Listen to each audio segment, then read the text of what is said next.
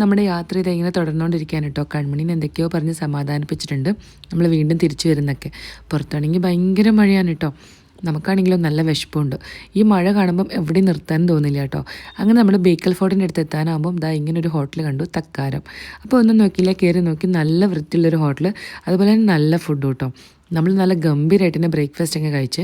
ഇനി ഇപ്പോഴും അശ്വിന് കേരള ഫുഡ് കഴിക്കാൻ പറ്റില്ലല്ലോ. അങ്ങനെ അവൻ്റെ ഫേവറേറ്റ് ഐറ്റംസൊക്കെ അവൻ ഓർഡർ ചെയ്തിട്ടുണ്ടായിരുന്നു. അവരവർക്ക് എന്താ ഇഷ്ടം അതൊക്കെ കഴിച്ചു കേട്ടോ.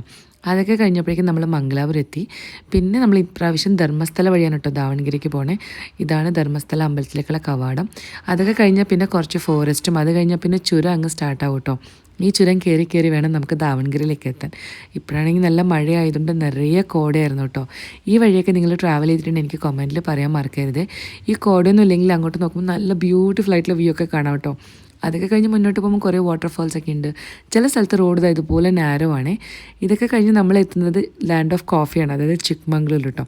ചിക്മംഗ്ലൂർ എത്തിക്കഴിഞ്ഞാൽ നമുക്ക് കോഫി അത് നിർബന്ധമാണ്.